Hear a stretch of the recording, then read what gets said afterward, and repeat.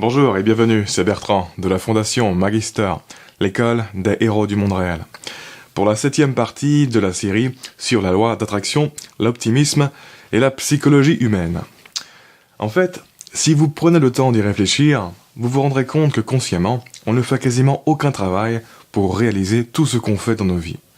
Et pourtant, on en réalise des choses, ne serait-ce que parler et sortir tous ces mots de notre bouche. Mais quand ce sont des choses communes et répétées, ça ne nous choque pas. On ne cherche pas d'explication. On ne cherche pas à comprendre d'où ça sort et comment on parvient à manifester tous ces comportements. En revanche, quand c'est quelque chose de peu commun qui se manifeste dans notre vie, là, on se dit qu'il y a quelque chose de puissant qui nous a aidés. Bref, là où ma pensée rejoint parfaitement celle de la loi d'attraction, c'est dans cette idée que l'on est comme guidé par une intelligence qui nous dépasse. Mais encore une fois, il n'y a pas besoin que cette intelligence qui nous guide soit une intelligence mystique de l'univers, y compris pour expliquer comment c'est possible que l'on puisse manifester des scénarios grâce à la pensée.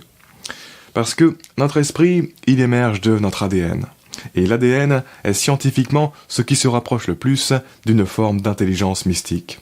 C'est le fruit de millions d'années d'évolution en connexion avec l'environnement. Notre ADN, pratiquement personne ne jauge l'étendue de ce qui est embarqué là-dedans. La plupart des gens pensent que l'ADN, ça contient simplement les informations permettant de construire notre corps. Alors que l'ADN contient aussi les informations permettant de construire notre vie dans ce monde, de construire notre perception de la réalité, de modeler notre trait de caractère, etc. Et ce, à tous les instants de la vie. Ça ne s'arrête jamais. L'ADN est par nécessité un miroir du monde qu'il a traversé au cours des âges. Absolument tous les moyens qui, de situation en situation, ont guidé la vie de nos ancêtres dans ce monde, que leur vie ait été misérable ou exceptionnelle, ils sont dans notre ADN. Notre ADN, il a d'inscrit en lui une connaissance implicite du monde et de la vie qui dépasse largement notre entendement. Une connaissance implicite qui, justement, a permis aux fragments de vie que l'on représente d'être là aujourd'hui. La vérité, c'est que notre esprit n'a aucunement besoin d'envoyer des ondes d'énergie à l'univers pour se faire guider. Il a tout simplement besoin d'entrer en communication avec une partie de l'intelligence de notre ADN, qui avant même notre naissance connaît par cœur comment le monde fonctionne et comment se repérer dedans. À partir du moment où consciemment on se donne des buts, à partir du moment où on envisionne intensément des choses, ce n'est pas l'univers qui manifeste ces choses. C'est notre ADN qui manipule notre perception de la réalité, qui manipule notre attention et qui nous guide en utilisant son savoir. Parce que notre ADN, pour déterminer comment utiliser tout le savoir qu'il a pour nous guider, il répond aux conditions globales dans lesquelles on se trouve. Et donc, à partir du moment où l'activité consciente dans notre esprit commence à être blindée de pensée vers une chose en particulier, autrement dit, quand on pratique la loi d'attraction, ça crée les conditions pour que notre ADN puise dans ses connaissances ce dont on a besoin pour avancer. On a juste besoin d'accéder au savoir implicite qui est inscrit en nous. Ouais, il y a des systèmes qui sont un peu périmés dans cette intelligence biologique, comme je vous l'ai déjà expliqué dans certains épisodes passés. Mais il y a aussi des systèmes hyper puissants dont on peut tirer énormément si on réalise qu'on les a et qu'on s'y prend comme il faut. Ce qui est marrant avec tout ça, c'est qu'on en vient à la plus grande ironie de la vie. À savoir que ce que l'on cherche est en fait à l'intérieur de nous-mêmes depuis le début. La nature nous a donné à tous des moyens super puissants. La mauvaise blague, c'est qu'elle ne nous a pas donné la conscience pour les voir, et encore moins les clés pour les utiliser correctement.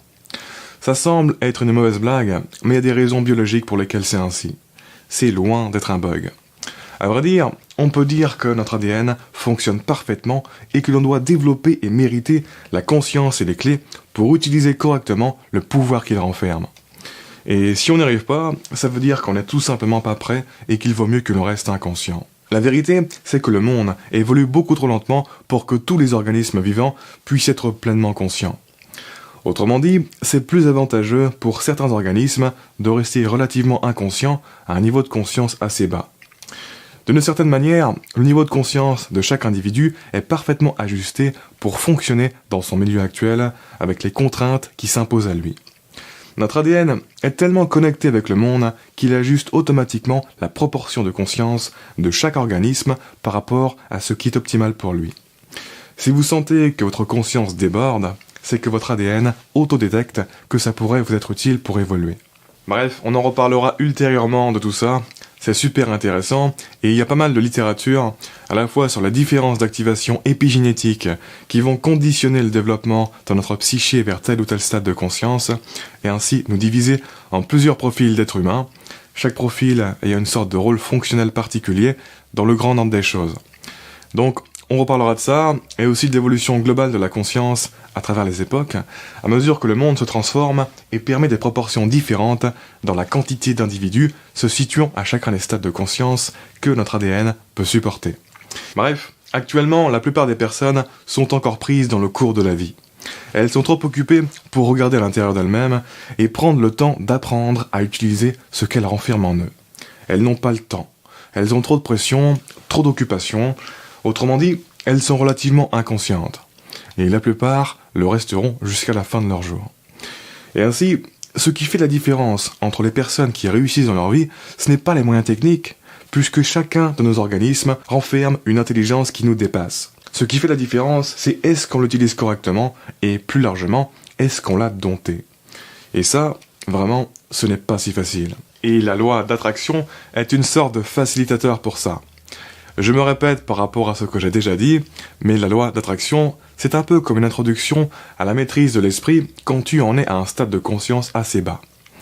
Pour beaucoup d'êtres humains, c'est ou ça a été leur porte d'entrée vers la spiritualité.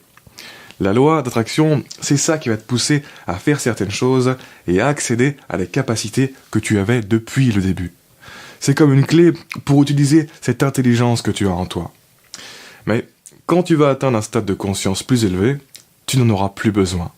Parce que tu vas transcender la séparation entre ton ego et l'intelligence de l'univers. Tu réaliseras que cette loi d'attraction qui t'a tant aidé, c'était juste toi qui t'aidais toi-même. Tu réaliseras que ta perception était assez trompeuse. Tu réaliseras que dans le monde, tout est beaucoup plus confondu qu'il n'y paraît. Tu réaliseras que tu es toi-même une partie de l'intelligence de l'univers.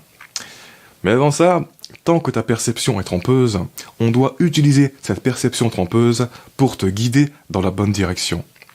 Et donc tu auras besoin de la loi d'attraction pour croire en ton pouvoir et te lancer. Un peu comme un enfant stressé avant une épreuve et à qui on donnerait de la potion magique placebo pour qu'il se sente invincible et passe à l'action.